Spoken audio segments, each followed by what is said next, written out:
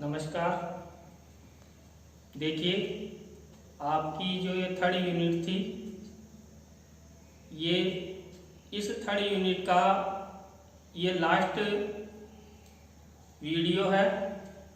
तो आपकी जो थर्ड यूनिट है उसमें कुल टोटल 20 लाइव क्लासें हो चुकी है और ये अंतिम रहेगा।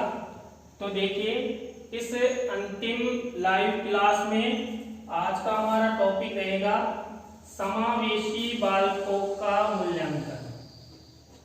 जो समावेशित बालक होते हैं उनका मूल्यांकन हम किस प्रकार कर सकते हैं, किन किन विधियों से कर सकते हैं। तो देखिए, समावेशी बालकों का मूल्यांकन हम दो प्रकार से कर सकते हैं, एक तो अनौपचारिक और दूसरा औपचारिक। इन दो प्रकार से हम समावेशी बालकों का मूल्यांकन कर सकते हैं। तो देखिए, अनौपचारिक मूल्यांकन में पहला है पाठ्यक्रम पर आधारित मूल्यांकन। जो समावेशित बालक होते हैं, जो उनका पाठ्यक्रम होता है, उस पाठ्यक्रम पर आधारित मूल्यांकन के माध्यम से हम उन बालकों का मूल्यांकन कर सकते हैं।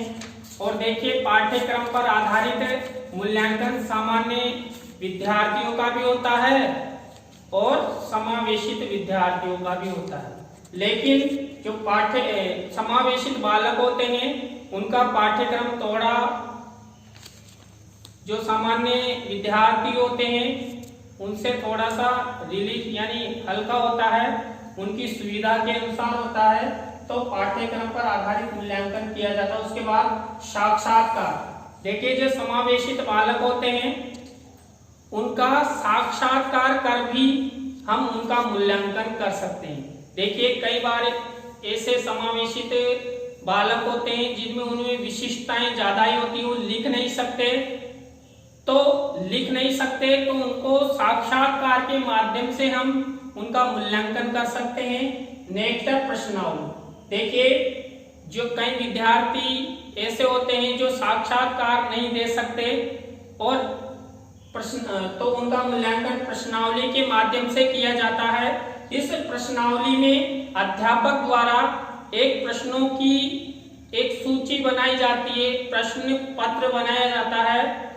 वो प्रश्न पत्र हाँ या नहीं में हो सकते हैं, आवश्यकता में हो सकते हैं, यानी वस्तुनिष्ठ हो सकते हैं, खाली स्थान वाले हो सकते हैं। इसके बाद अवलोकन। देखिए, जो समावेशित बालक होते हैं उनका मूल्यांकन हम अवलोकन के माध्यम से भी कर सकते हैं, यानी अवलोकन निरीक्षण, यानी उनका निरीक्षण करके भी हम उनका मूल्यांकन कर सकते हैं कि जो समावेशित बालक हैं वो कितना ज्ञान ग्रहण कर रहा है या नहीं कर रहा है, उसकी कितनी प्रगति हो रही है। इसके बाद है संक्षिप्त अभिलेख। देखिए, संक्षिप्त अभिलेख सामान्य स्टूडेंट की तरह ही होता है। सामान्य स्टूडेंट के लिए भी संक्षिप्त अभिलेख का प्रयोग किया जाता है, यानी कि जो हमारे प्रगति पत्र होते हैं, प्रमाण पत्र होते हैं, इनके माध्यम से उनका मूल्यांकन किया जाता है। यानी कि देखिए, आपने देखा होगा कि प्रथम मूल्यांकन, द्वितीय मूल्यांकन, थर्ड मूल्यांकन, अर्धवार्षिक, वार्षिक, तो उनका अलग अलग जो कार्ड है उनके माध्यम से उनकी प्रगति का मूल्यांकन किया जाता है। इसके बाद चिन्हांकन सूची।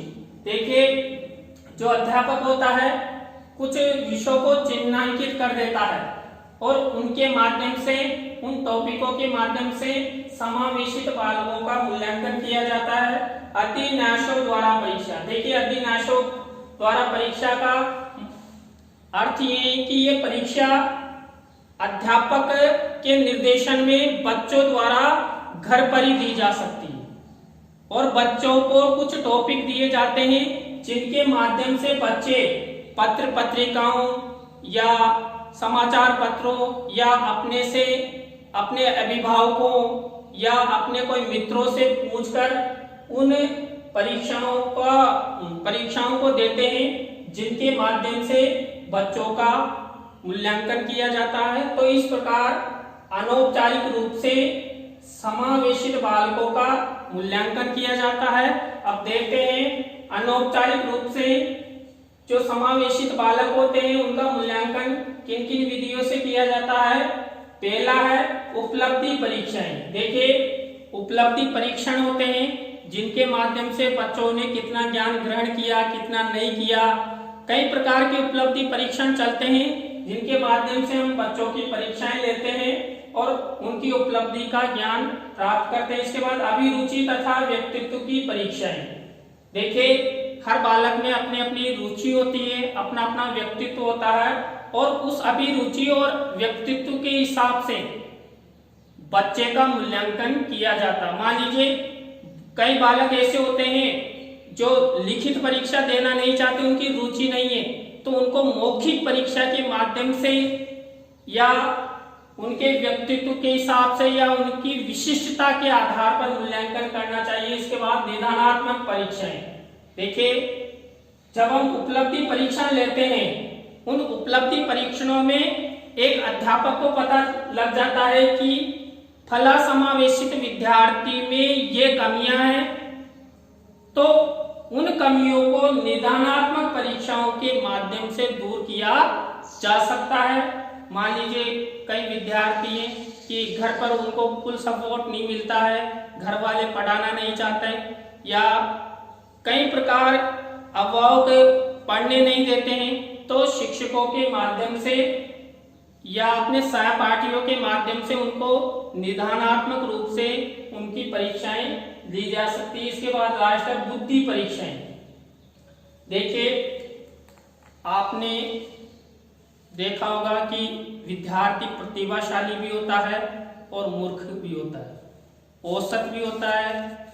तो इन बुद्धि लब्धि के आधार पर उनकी परीक्षाएं ली जाती है। प्रतिभाशाली स्टूडेंट है तो उसके हिसाब से परीक्षाएं ली जाए, या मूर्ख है या थोड़ा सा पढ़ने में कमजोर है तो उसके हिसाब से ली जाए, या औसत बुद्धि वाला है तो उसकी उस प्रकार परीक्षा ली जाती है। तो इस प्रकार ये समावेशी बालकों का मूल्यांकन किया जाता है।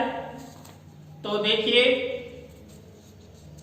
आज आपका जो 3rd यूनिट है वो कंप्लीट होता है। धन्यवाद।